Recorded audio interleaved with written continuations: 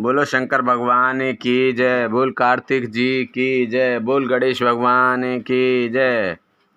बोल पार्वती माता की जय। शिव पुराण। नमामि शमीशाम निर्वाणि रूपं विभं व्यापकं ब्रह्म वेदस्वरूपं निजं निर्गुणं निर्विकल्पं निरीहं चिदाकाशमाकाशवासं भजेऽहं निराकार ओंकार मूलं तिरीहं गिरा ज्ञान गोते तमीशं गिरीशं करालं महाकाल कालं कृपालं गुणागार संसार पारं नतोऽहम् तुषाराद शंकाश गौरं गभीरं मनोभूति कोटि प्रवासी शरीरम स्फरोल मोल कल्लोल नीचार गंगा लसद वाल वालेंदो कंठे भुजंगा चलत कुंडलं शुभ्र नेत्रं विशालं प्रसन्नामुनं नीलकण्ठं दयालं मृगाधीश चर्मंबरं मुण्डमालं प्रियं शङ्करं सर्वनाथं भजामि प्रचंडं प्रगष्टं प्रगल्लं परेशम् अखंडम् अजं भाने कोटि प्रकाशं त्रियशूल निर्मूल नमशूल पाणिं भजेऽहं भवानी पतिं व्याविगम्यं कलातीत कल्याण कल्पांतकारी सदा सच्चिदानंद दाता पुरारी चिदानंद संदो है मोहापहारी प्रसीद प्रसीद प्रभो वन्मथारी नयावद उमानाथ पादार विंदम भजन्ति हलोके परिवानारायणं नाथ पादार विंदम भजन्ति हलोके परिवानारायणं न तावद् सुखं शांत संतापनाशं प्रसीद प्रभो सर्वभूतादिवासं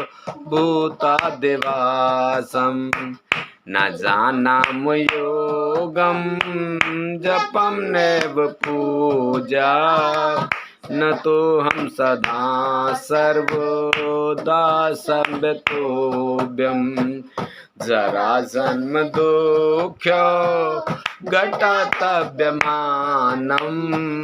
प्रभु पायापं नमामि शम्भो प्रभु पायापं नमामि शम्भो रुद्राष्टकं दिं प्रोक्तं विपणे हर्तोष्ये ये पठन्ति नरा भक्त्या तेषां शंभु प्रसीदति शुनु विनति सर्वज्ञ शिव देख विप्र अनुराग नव मंदिर वाणी भई हे दुजवर वरिमा जो प्रसन्न प्रभु मोहे पर नाथ दीन पर ने निज पर भक्ति देहु प्रभु शंभु सरवर दे। तव माया बस जीव जड़ फिरहि बिलान, तिन पर क्रोध न कीजिए कृपा सिंधु भगवान। शंकर दीन दयाल अब मोह पर हो कृपाल। दीन दयाल अब मोह पर हो कृपाल। सात अनुग्रह होते नाथ तोर ही काल। सियापत रामचंद्र पत जय शरणम शंकर हरि ओम। जय जय राम जय जय हनुमान हरि की जय। मंगल भवन अमंगल हारी प्रभु से दशरथ अजर बिहारी। दीन दयाल बिरद संभारे हरऊ नाथ मम संकट भारी। वीरभद्र का आगमन 35वां अध्याय। वीरभद्र का आगमन। दक्ष बोले, हे विष्णु कृपा निधान, मैं बहुत भयभीत हूँ। आपको ही मेरी और मेरे यज्ञ की रक्षा करनी है। प्रभु आप ही इस यज्ञ के रक्षक हैं। आप साक्षात यज्ञ स्वरूप हैं। आप हम सब पर अपनी कृपा दृष्टि बनाइए। हम सब आपकी शरण में आए हैं। प्रभु हमारी रक्षा करें ताकि यज्ञ का विनाश ना हो। ब्रह्मा जी कहते हैं, हे मुनि नारद, इस प्रकार जब दक्ष ने भगवान विष्णु के चरणों में गिरकर उनसे प्रार्थना की, उस समय दक्ष का मन भय से बहुत अधिक व्याकुल था। तब श्री हरि ने दक्ष को उठाकर अपने मन में करुणा निधान भगवान शिव का स्मरण किया और शिव तत्व के ज्ञाता श्री हरि दक्ष को समझाते हुए बोले, दक्ष तुम्हें तत्व का ज्ञान नहीं है, इसलिए तुमने सबके अधिपति भगवान शंकर की अवहेलना की है। भगवान की स्तुति के बिना कोई भी कार्य सफल नहीं हो सकता। उस कार्य में अनेक परेशानियां आती हैं। जहां पूजनीय व्यक्तियों की पूजा नहीं होती, वहां गरीबी, मृत्यु तथा भय का निवास होता है। इसलिए तुम्हें भगवान शिव का सम्मान करना चाहिए, परंतु तुमने महादेव का सम्मान और आदर सत्कार नहीं किया। अब तो तुमने उनका घोर अपमान किया है।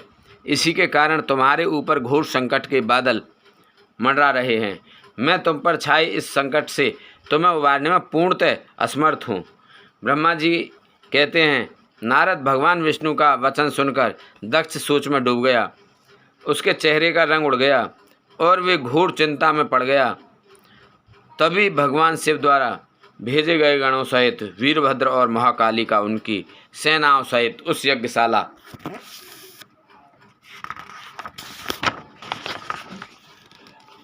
में प्रवेश हुआ। वे सभी महान पराक्रमी थे। उनकी गणना करना असंभव था। उनके सिंहनाद से सारी दिशाएं गूंज रही थीं। पूरे आसमान में धूल और भयंकर अंधकार के बादल छाए हुए थे। पूरी पृथ्वी पर्वतों, वनों और कानों सहित कांप रही थी। समुद्रों में ज्वार भाटा उठ रहा था। उस विशालकाय सेना को देखकर समस्त देवता आश्चर्यचकित थे। उन्हें देखकर दक्ष अपनी पत्नी के साथ भगवान विष्णु के चरणों में गिर पड़े और बोले, हे प्रजापालक विष्णु, आपके बल से ही मैंने इस विशाल यज्ञ का आयोजन किया था। प्रभु आप कर्मों के साक्षी तथा यज्ञों के प्रतिपालक हैं। आप ही धर्म के रक्षक हैं। अतः प्रभु श्री हरि आप ही यज्ञ को विनाश से बचा सकते हैं। इस प्रकार दक्ष की विनतीपूर्ण बातों को सुनकर श्री हरि उन्हें समझाते हुए बोले, दक्ष, निश्चय ही मुझे इस यज्ञ की रक्षा करनी चाहिए, परंतु देवताओं के क्षेत्र नैमिषारण्य की उस घटना का स्मरण करो। इस यज्ञ के आयोजन में क्या तुम उस घटना को भूल गए हो? यहाँ उस यज्ञशाला की और तुम्हारी रक्षा करने में कोई भी देवता समर्थ नहीं है। इस समय जब महादेव जी के गण और उनके सेनापति वीरभद्र तुम्हें भगवान शिव का अपमान करने का दंड देने आए हैं, उस समय कोई भी मूर्ख ही तुम्हारी सहायता को आगे आ सकता है। दक्ष केवल कर्म ही समर्थ नहीं होता, अब तो कर्म को करने में जिसके सहयोग की आवश्यकता होती है उसका भी उतना ही महत्व है। भगवान शिव ही कर्मों के कल्याण की शक्ति देते हैं। जो शांत मन से भक्तिपूर्ण उनकी पूजा अर्चना करता है, महादेव जी उसे तत्काल ही उस कर्म का फल देते हैं। जो मनुष्य ईश्वर के अस्तित्व को नहीं मानते वे नरक के भागी होते हैं। दक्ष यह वीरभद्र शंकर के गणों का ऐसा सेनापति है जो शिवजी के शत्रु का तुरंत नाश कर देता है। निसंदेह यह तुम्हारा तथा यहाँ पर उपस्थित सभी लोगों का नाश कर देगा। शिवजी की आज्ञा का उल्लंघन करके मैं तुम्हारे यज्ञ में आया हूँ, जिसका दुष्परिणाम मुझे भी भोगना पड़ेगा। अब इस विनाश को रोकने की शक्ति मेरे पास नहीं है। यदि हम यहाँ से भागकर स्वर्ग, पाताल और पृथ्वी कहीं भी छिप जाएं, तो भी वीरभद्र के शस्त्र हमें ढूंढ लेंगे। शिव जी के सभी गण बहुत शक्तिशाली हैं। विष्णु जी यह कह ही रहे थे कि वीरभद्र अपनी अजय सेना के साथ यज्ञ मंडप में आ पहुंचा। 36वां अध्याय श्री हरि और वीरभद्र का युद्ध। ब्रह्मा जी कहते हैं, नारद, जब शिवजी की आज्ञा पाकर वीरभद्र की विशाल सेना ने यज्ञशाला में प्रवेश किया तो वहां उपस्थित सभी देवता अपने प्राणों की रक्षा के लिए शिवगणों से युद्ध करने लगे, परंतु शिवगणों की वीरता और पराक्रम के आगे उनकी एक ना चली। सारे देवता पराजित होकर वहां से भागने लगे। तब इंद्र आदि लोकपाल युद्ध के लिए आगे आए। उन्होंने गुरुदेव बृहस्पति जी को नमस्कार कर उनसे विजय के विषय में पूछा। उन्होंने कहा, हे गुरुदेव बृहस्पति, हम यह जानना चाहते हैं कि हमारी विजय कैसे होगी। उनकी यह बात सुनकर बृहस्पति जी बोले, हे इंद्र, समस्त कर्मों का फल देने वाले तो ईश्वर हैं। सभी को अपनी करनी का फल अवश्य भुगतना पड़ता है। जो ईश्वर के अस्तित्व को जानकर और समझकर उनकी शरण में आकर अच्छे कर्म करता है, उसी को उसके सत्कर्मों का फल मिलता है। परंतु जो ईश्वर की आज्ञा के विरुद्ध कार्य करता है वह ईश्वर द्रोही कहलाता है और उसे किसी भी अच्छे फल की प्राप्ति नहीं होती। उन परम पुण्य भगवान शिव के स्वरूप को जानना अत्यंत कठिन है। वे सिर्फ अपने भक्तों के ही अधीन हैं, इसलिए उन्हें भक्तवत्सल भी कहा जाता है। भक्ति और ईश्वर सत्ता में विश्वास न रखने वाले मनुष्य यदि वेदों का 10,000 बार भी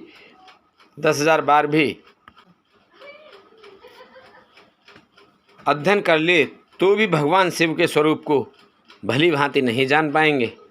भगवान शिव के शांत, निर्विकार और उत्तम दृष्टि से ध्यान करने एवं उनकी उपासना करने से ही शिव तत्व की प्राप्ति होती है।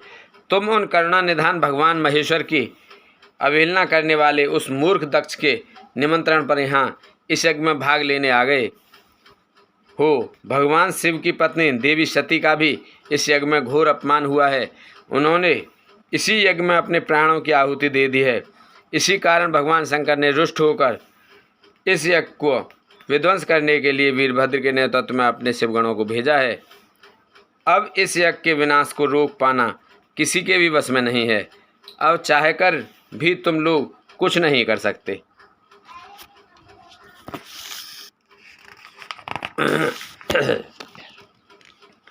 बृहस्पति जी के ये वचन सुनकर इंद्र सहित अन्य देवता चिंता में पड़ गए। तभी वीरभद्र और अन्य शिवगण उनके निकट पहुंच गए। वहाँ वीरभद्र ने उन सभी को बहुत डांटा और फटकारा। गुस्से से वीरभद्र ने इंद्र सहित सभी देवताओं पर अपने तीखे बाणों से प्रहार करना शुरू कर दिया। बाणों से घायल हुए सभी देवता में हाहाकार मच गया और वे अपने प्राणों की रक्षा के लिए यज्ञ मंडप से भाग खड़े हुए। यह देखकर वहाँ उपस्थित सभी ऋषि मुनि भयभीत होकर श्री हरि के सम्मुख प्राण रक्षा के लिए प्रार्थना करने लगे। तब मैं और विष्णु जी वीरभद्र से युद्ध करने के लिए उनके पास गए। हमें देखकर वीरभद्र, जो पहले से ही क्रोधित थे, हम सबको डांटने लगे। उनके कठोर वचनों को सुनकर विष्णु जी मुस्कुराते हुए बोले, हे शिव भक्त वीरभद्र, मैं भी भगवान शिव का ही भक्त हूँ, उनमें मेरी अपार श्रद्धा है, मैं उन्हीं का सेवक हूँ, परंतु दक्ष अज्ञानी और मूर्ख है। यह सिर्फ कर्म कांडों में ही विश्वास रखता है। जिस प्रकार महेश्वर भगवान अपने भक्तों के ही अधीन हैं, उसी प्रकार मैं भी अपने भक्तों के ही अधीन हूँ। दक्ष मेरा अनन्य भक्त है। उसकी बारंबार प्रार्थना पर मुझे इस यज्ञ में उपस्थित होना पड़ा। हे वीरभद्र, तुम रुद्रदेव के रौद्र रूप अर्थात क्रोध से उत्पन्न हुए हो। तुम्हें भगवान शंकर ने इस यज्ञ का विनाश करने के लिए यहाँ भेजा है। उनकी आज्ञा तुम्हारे लिए शिरोधार्य है। मैं इस यज्ञ का रक्षक हूँ, अतः इसे बचाना मेरा पहला कर्तव्य है। इसलिए तुम भी अपना कर्तव्य निभाओ और मैं भी अपना कर्तव्य निभाता हूँ। हम दोनों को ही अपने उत्तरदायित्व की रक्षा के लिए आपस में युद्ध करना पड़ेगा। भगवान विष्णु के ये वचन सुनकर वीरभद्र हंसकर बोला कि आप मेरे परमेश्वर भगवान शिव के भक्त हैं। यह जानकर मुझे बहुत प्रसन्नता हुई। भगवान, मैं आपको नमस्कार करता हूँ। आप मेरे लिए भगवान शिव के समान ही पूजनीय हैं। मैं आपका आदर करता हूँ, परंतु शिव आज्ञा के अनुसार मुझे इस यज्ञ का विनाश करना है। यह मेरा कर्तव्य है। यज्ञ का रक्षक होने के नाते इसे बचाना आपका उत्तरदायित्व है। अतः हम दोनों ही को ही अपना अपना कार्य करना चाहिए। तब श्री हरि और वीरभद्र दोनों ही युद्ध के लिए तैयार हो गए। तत्पश्चात दोनों में घोर युद्ध हुआ। अंत में वीरभद्र ने भगवान विष्णु के सुदर्शन चक्र को जड़ कर दिया, उनके धनुष के 3 टुकड़े कर दिए। वीरभद्र विष्णु जी पर भारी पड़ रहे थे। तब उन्होंने वहाँ से अंतर्ध्यान होने का विचार किया। सभी देवता व ऋषिगण यह समझ चुके थे कि यह जो कुछ हो रहा है वह देवी सती के प्रति अन्याय और शिवजी के अपमान का ही परिणाम है। इस संकट की घड़ी में कोई भी उनकी रक्षा नहीं कर सकता। तब वे देवता और ऋषिगण शिवजी का स्मरण करते हुए अपने अपने लोक को चले गए। मैं भी दुखी मन से अपने सत्यलोक को चला गया। उस यज्ञ स्थल पर बहुत उपद्रव हुआ। वीरभद्र और महाकाली ने अनेकों मुनियों और एवं देवताओं को प्रताड़ित करके उनका वध कर दिया। भृगु, पूषा और भग नामक देवताओं को उनकी करनी का फल देते हुए उन्हें पृथ्वी पर फेंक दिया। 37वां अध्याय, दक्ष का सिर काटकर यज्ञ कुंड में डालना। हे नारद, यज्ञशाला में उपस्थित सभी देवताओं को डराकर और मारकर वीरभद्र ने वहां से भगा दिया और जो बाकी बचे उनको भी मार डाला। तब उन्होंने यज्ञ के आयोजक दक्ष को, जो कि भय के मारे अंतर्वेदी में छिपा था, बलपूर्वक पकड़कर लिया। वीरभद्र ने दक्ष के शरीर पर अनेकों वार किए। वे दक्ष का सिर तलवार से काटने लगे, परंतु दक्ष के योग के प्रभाव से वह सिर काटने में असफल रहे। वीरभद्र ने दक्ष की छाती पर पैर रखकर दोनों हाथों से उसकी गर्दन मरोड़कर तोड़ दी। तत्पश्चात दक्ष के सिर को वीरभद्र ने अग्निकुंड में डाल दिया। उस महान यज्ञ का संपूर्ण विनाश करने के उपरांत वीरभद्र और सभी गण जीत की खुशी के साथ कैलाश पर्वत पर चले गए और शिवजी को अपनी विजय की सूचना दी। इस समाचार को पाकर महादेव जी बहुत प्रसन्न हुए। 38वां अध्याय, दधीचि शुभ विवाद। सूत जी कहते हैं, हे महर्षियों, ब्रह्मा जी के द्वारा कही हुई कथा को सुनकर नारद जी आश्चर्यचकित हो गए तथा उन्होंने ब्रह्मा जी से पूछा कि भगवान विष्णु शिव जी को छोड़कर अन्य देवताओं के साथ दक्ष के यज्ञ में क्यों चले गए? क्या वे अद्भुत पराक्रम वाले भगवान शिव को नहीं जानते थे? क्योंकि श्री हरि ने रुद्रगणों के साथ युद्ध किया। कृपा कर मेरे अंदर उठने वाले इन प्रश्नों के उत्तर देकर मेरी शंकाओं का समाधान कीजिए।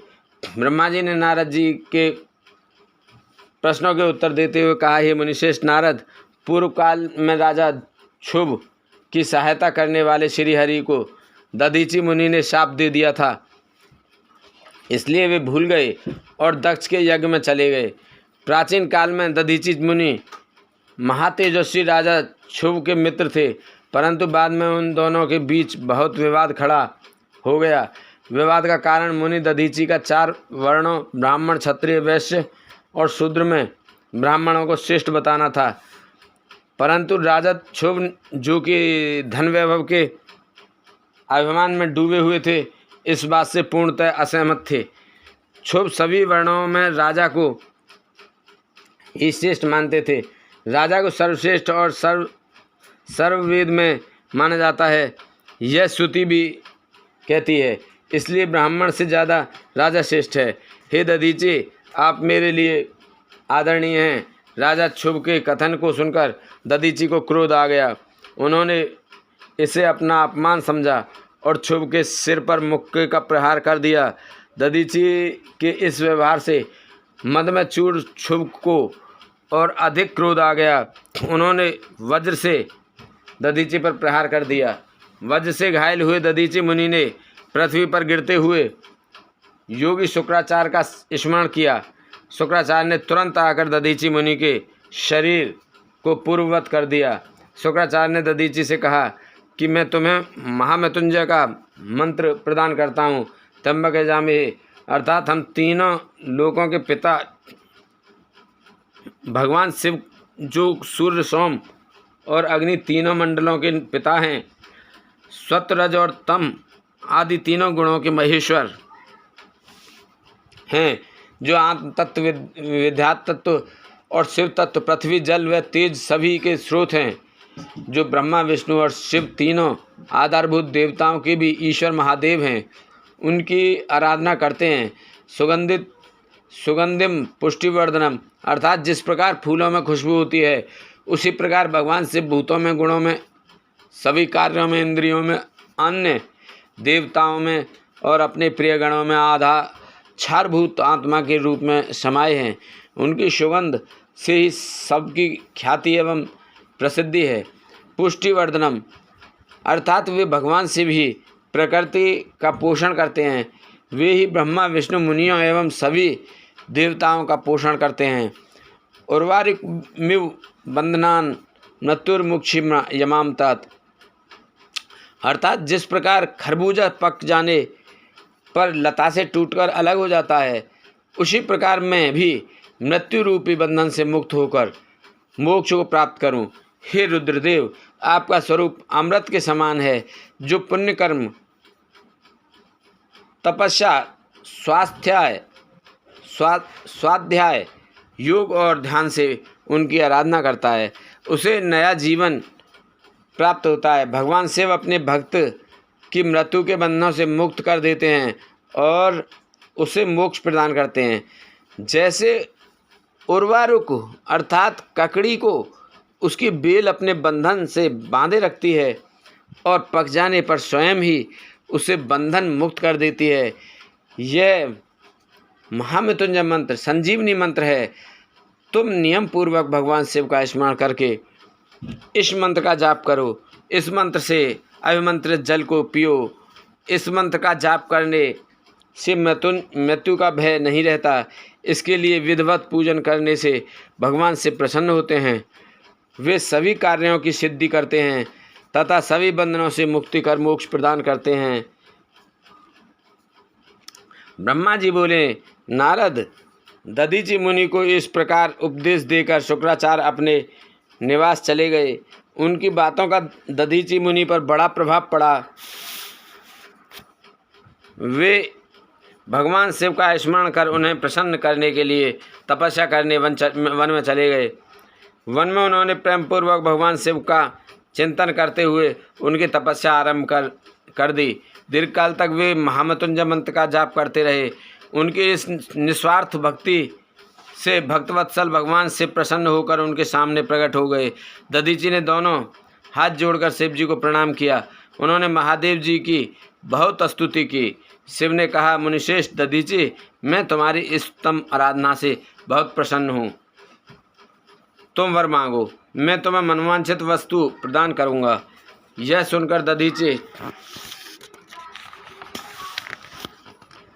हाथ जोड़कर नतमस्तक होकर कहने लगे, हे देवादिदेव, करुणा निधान महादेव जी, अगर आप मुझ पर प्रसन्न हैं तो कृपा कर मुझे 3 वरदान प्रदान करें।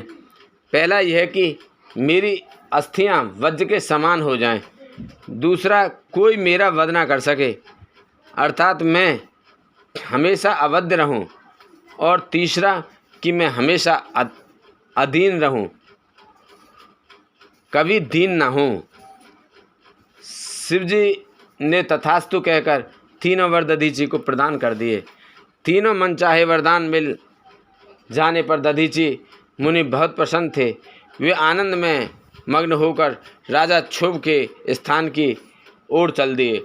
वहां पहुंचकर दधीची ने क्षुभ के सिर पर लात मारी।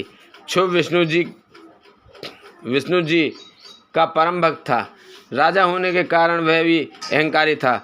उसने क्रोधित हो तुरंत दधीची पर वज्र से प्रहार कर दिया, परंतु क्षुभ के प्रहार से दधीची मुनि का बाल भी बांका नहीं हुआ।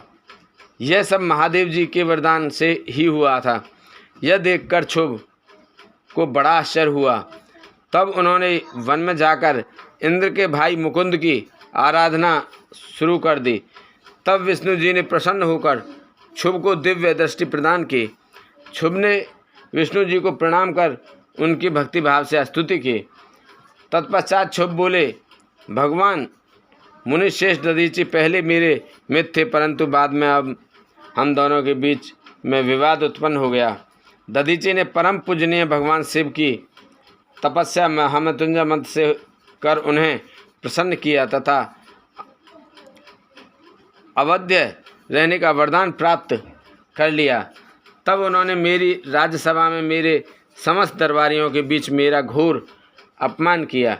उन्होंने सबके सामने मेरे मस्तक पर अपने पैरों से आघात किया। साथ ही उन्होंने कहा कि मैं किसी से भी नहीं डरता। भगवान मुनि दधीची को बहुत घमंड हो गया है। ब्रह्मा जी बोले, नारद, जब श्री हरि को इस बात का ज्ञान हुआ कि दधीची मुनि को महादेव जी द्वारा अवध्य होने का आशीर्वाद प्राप्त है, तो वे कहने लगे कि क्षुभ महादेव जी के भक्तों को कभी भी किसी प्रकार का भी भय नहीं होता है। यदि मैं इस विषय में कुछ करूं तो दधीची को बुरा लगेगा और वे शाप भी दे सकते हैं। उन्हीं दधीची के शाप से दक्ष यज्ञ में मेरी शिवजी से पराजय होगी। इसलिए मैं इस संबंध में कुछ नहीं करना चाहता, परंतु ऐसा कुछ जरूर करूँगा जिससे आपको विजय प्राप्त हो। भगवान विष्णु के ये वचन सुनकर राजा चुप हो गए। 39वां अध्याय, दधीची का शाप और क्षुभ पर अनुग्रह। ब्रह्मा जी बोले, नारद, श्री हरि विष्णु अपने प्रिय भक्त राजा क्षुभ के हितों की रक्षा करने के लिए एक दिन ब्राह्मण का रूप धारण करके दधीची मुनि के आश्रम में पहुँचे। विष्णु जी भगवान शिव की आराधना में मग्न रहने वाले ब्रह्म ऋषि दधीची से बोले कि हे प्रभु, मैं आपसे एक वर मांगता हूँ। दधीची श्री विष्णु को यह पहचानते हुए कहने लगे, मैं सब समझ गया हूँ कि आप कौन हैं और क्या चाहते हैं, इसलिए मैं आपसे क्या कहूँ। हे श्री हरि विष्णु, क्षुभ का कल्याण करने के लिए आप यह ब्राह्मण का वेश बनाकर आए हैं। आप ब्राह्मण वेश का त्याग कर दें। लज्जित होकर भगवान विष्णु अपने असली रूप में आ गए और महामुनि दधीची को प्रणाम करके बोले कि महामुनि, आपका कथन पूर्णतः सत्य है।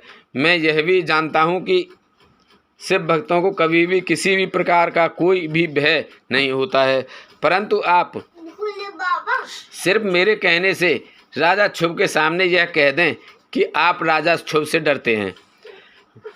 श्री विष्णु जी की यह बात सुनकर दधीची हंसने लगे। हंसते हुए बोले कि भगवान शिव की कृपा से मुझे कोई भी डरा नहीं सकता। जब कोई वाकई मुझे डरा नहीं सकता तो मैं क्यों झूठ बोलकर पाप का भागी बनूं। दधीची मुनि के इन वचनों को सुनकर विष्णु को बहुत अधिक क्रोध आ गया। उन्होंने मुनि दधीची को समझाने की बहुत कोशिश की। सभी देवताओं ने श्री विष्णु जी का ही साथ दिया। भगवान विष्णु ने दधीची मुनि को डराने के लिए अनेक गण उत्पन्न कर दिए, परंतु दधीची ने अपने सत्य से उनको भस्म कर दिया। तब विष्णु जी ने कहा, वहाँ अपनी मूर्ति प्रकट कर दी यह देखकर दधीचि मुनि बोले, हे श्री हरि, अब अपनी माया को त्याग दीजिए। आप अपने क्रोध और अहंकार का त्याग कर दीजिए। आपको मुझ में ही ब्रह्मा रुद्र सहित संपूर्ण जगत का दर्शन हो जाएगा। मैं आपको दिव्य दृष्टि प्रदान करता हूँ। तब विष्णु जी को दधीचि मुनि ने अपने शरीर में पूरे ब्रह्मांड के दर्शन करा दिए। तब विष्णु जी का क्रोध बहुत बढ़ गया। उन्होंने चक्र उठा लिया और महर्षि को मारने के लिए आगे बढ़े, परंतु बहुत प्रयत्न करने पर भी चक्र आगे नहीं चला।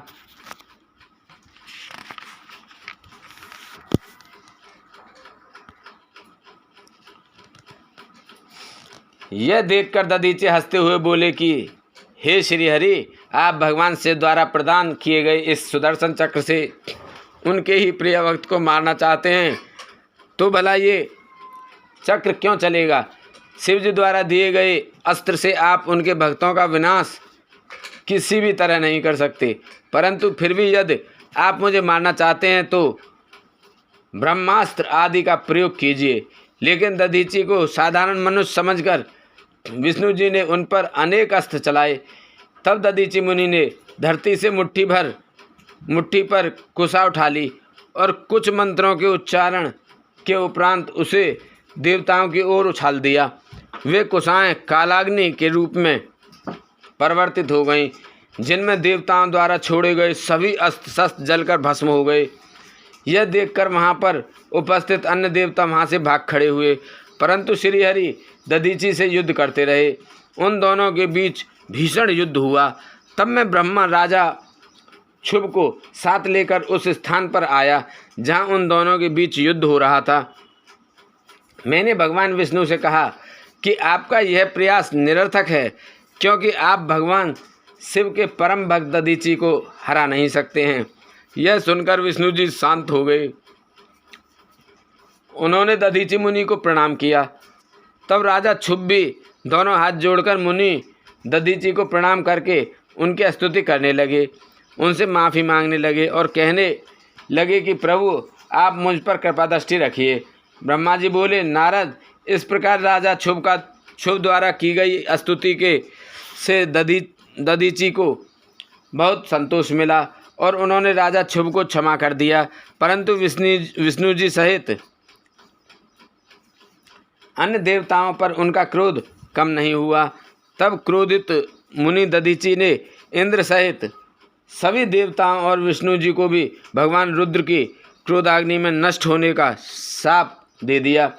इसके बाद राजा शुभ ने दधीचि को पुनः नमस्कार कर उनकी आराधना की और फिर वे अपने राज्य की ओर चल दिए। राजा शुभ के वहाँ से चले जाने के पश्चात इंद्र सहित सभी देवताओं ने भी अपने अपने धाम की ओर प्रस्थान किया। तदुपरांत श्री हरि विष्णु भी वैकुंठ धाम को चले गए। तब से वह पुण्य स्थान थानेश्वर नामक तीर्थ के रूप में विख्यात हुआ। इस तीर्थ के दर्शन से भगवान शिव का स्नेह और कृपा प्राप्त होती है। हे नारद, इस प्रकार मैंने तुम्हें यह पूरी अमृत कथा का वर्णन सुनाया। जो मनुष्य शुभ और दधीचि के विवाद से संबंधित इस प्रसंग को प्रतिदिन सुनता है, वह अपमृत्यु को जीत लेता है तथा मरने के बाद सीधा स्वर्ग को जाता है। इसका पाठ करने से युद्ध में मृत्यु का भय दूर हो जाता है तथा निश्चय रूप से विजयी श्री की प्राप्ति होती है। 40वां अध्याय, ब्रह्मा जी का कैलाश पर शिव जी से मिलना। नारद जी ने कहा, हे महाभाग्य, हे विधाता, हे महाप्राण, आप शिव तत्व का ज्ञान रखते हैं। आपने मुझ पर बड़ी कृपा की जो इस अमृतमयी कथा का श्रवण मुझे कराया। मैं आपका बहुत बहुत धन्यवाद करता हूँ। हे प्रभु, अब मुझे यह बताइए कि जब वीरभद्र ने दक्ष के यज्ञ का विनाश कर दिया और उनका वध करके कैलाश पर्वत को चले गए, तब क्या हुआ? ब्रह्मा जी बोले, हे मुनिश्रेष्ठ नारद, जब भगवान शिव द्वारा भेजी गई उनकी विशाल सेना ने यज्ञ में उपस्थित सभी देवताओं और ऋषियों को पराजित कर दिया और उन्हें पीट पीट कर वहाँ से भाग जाने की मजबूर कर दिया, तो वे सभी वहाँ से भागकर मेरे पास आ गए। उन्होंने मुझे प्रणाम करके मेरी स्तुति की तथा वहाँ का सारा वृतांत मुझे सुनाया। तब अपने पुत्र दक्ष की मुझे बहुत चिंता होने लगी और मेरा दिल पुत्र शोक के कारण व्यथित हो गया। तत्पश्चात मैंने श्री हरि का स्मरण किया और अन्य देवताओं और ऋषि मुनियों को साथ लेकर बैकुंठ लोक को गया। वहाँ उन्हें नमस्कार करके हम सभी ने उनकी भक्ति भाव से स्तुति की। तब मैंने श्री हरि से विनम्रता से प्रार्थना की कि भगवान आप कुछ ऐसा करें जिससे हम सभी का दुख कम हो जाए। देवेश्वर आप कुछ ऐसा करें जिससे वह यज्ञ पूरा हो जाए तथा उसके यजमान दक्ष पुनः जीवित हो जाएं।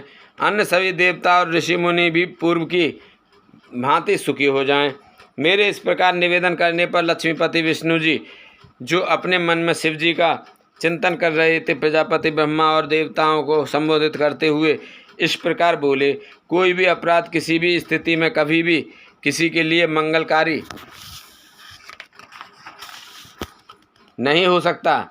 हे विधाता, सभी देवता परमपिता परमेश्वर भगवान शिव के अपराधी हैं, क्योंकि इन्होंने यज्ञ में शिव जी का भाग नहीं दिया, साथ ही वहाँ उनका अनादर भी किया। उनकी प्रिय पत्नी सती ने भी उनके अपमान के कारण ही अपनी देह का त्याग कर दिया। उनका वियोग होने के कारण भगवान अत्यंत रुष्ट हो गए हैं। तुम सभी को शीघ्र ही उनके पास जाकर उनसे क्षमा मांगनी चाहिए। भगवान शिव के पैर पकड़कर उनकी स्तुति करके उन्हें प्रसन्न करो, क्योंकि उनके कुपित होने से संपूर्ण जगत का विनाश हो सकता है। दक्ष ने शिव जी के लिए अपशब्द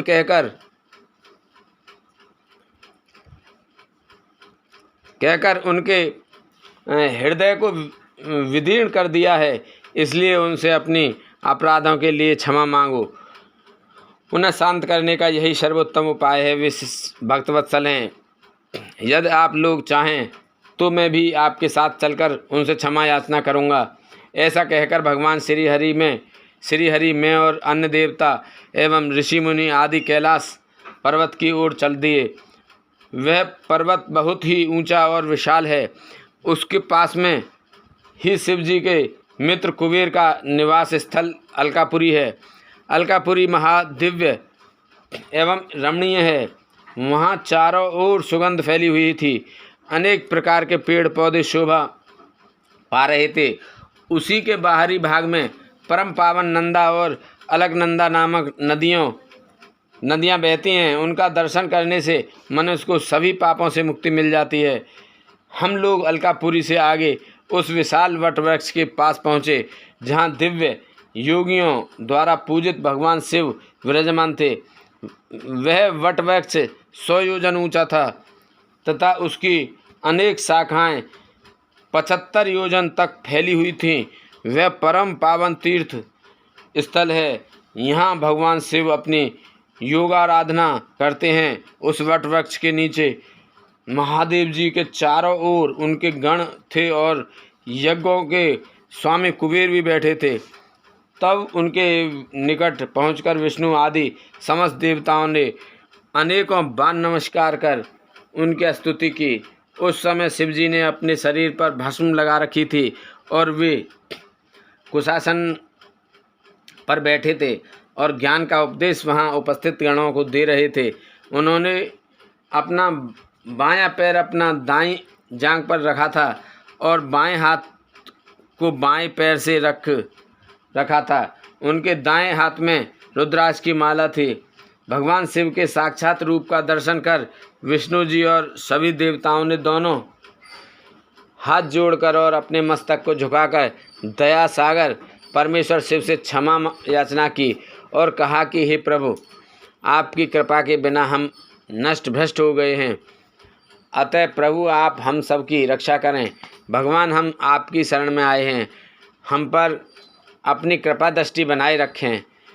इस प्रकार सभी देवता व ऋषि मुनि भगवान शिव का क्रोध कम करने और उनकी प्रसन्नता के लिए प्रार्थना करने लगे।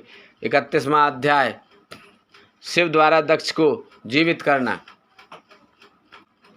बोलो शंकर भगवान की जय, बोलो पार्वती माता की जय, बोल गणेश भगवान की जय, बोल कार्तिक जी की जय, बोलो सभी दई देवतन की जय, बोल तुलसा मैया, गंगे मैया, गैया मैया, संतोषी माता, पृथ्वी माता, कालका मैया की जय। ओम जय शिव ओंकारा, स्वामी भज शिव ओंकारा, ब्रह्मा विष्णु सदा शिव, ब्रह्मा विष्णु सदा शिव, अर्धांगिनी धारा। ओम जय शिव ओंकारा, एकानन चतुरानन पंचानन राजय, स्वामी पंचानन राजय, हंसानन गरुणासन, हंसानन गरुणासन, रसवाहन साजय। ओम जय शिव ओंकारा, दो भुज चारे चतुर्भुज, 10 भुज सिर सोहे, स्वामी 10 भुज अत सोहे, तीनों रूप निरखता, तेरे गुण रूप निरखता, प्रभु बने जन मोहे। ओम जय शिव ओंकारा, अच्छ माला वन माला, मुंडे माला धारी, स्वामी मुंडे माला धारी, चंदन मृग मद सोहे, चंदन मृग मद सोहे, भाले ससधारी। ओम जय शिव ओंकारा, श्वेतांबर पीतांबर बागंबर अंगे, स्वामी बागंबर अंगे, सनकादिक ब्रह्मादिक, सनकादिक ब्रह्मादिक, भूतादिक संगे। ओम जय शिव ओंकारा, करके मादक मंडल चक्र त्रिशूल धारी, स्वामी चक्र त्रिशूल धारी, दुख हारी सुखकारी, दुख हारी सुखकारी, जग पालनकारी। ओम जय शिव ओंकारा, ब्रह्मा विष्णु सदा शिव, जानत अब विवेका, स्वामी जानत अब विवेका, प्रणवाक्षर में शोभित, प्रणवाक्षर में शोभित, तीनों एका। ओम जय शिव ओंकारा, त्रिगुण स्वामी जी की आरती जो कोई नर गावे, स्वामी प्रेम सहित गावे, कहते शिवानंद स्वामी भजते है, हरे स्वामी मन मांझित फल पावे। ओम जय शिव ओंकारा, जय शिव ओंकारा, स्वामी भज शिव ओंकारा, ब्रह्मा विष्णु सदा शिव, ब्रह्मा विष्णु सदा शिव, अर्धांगिनी धारा। ओम जय शिव ओंकारा, बोल शंकर भगवान की जय, बोल पार्वती माता की जय, बोल कार्तिक भगवान की जय, बोल गणेश भगवान की जय, बोल रामचंद्र भगवान की जय, बोल सीता माता की जय, बोल कृष्ण भगवान की जय, बोल राधिका माता की जय, बोल ब्रह्मा जी की जय, बोल सरस्वती माता की जय, बोल तुलसा मैया, गंगा मैया, गंगा मैया, गैया मैया, संतोषी माता, पृथ्वी माता, कालिका मैया की जय, बोल हर हर महादेव शंभू।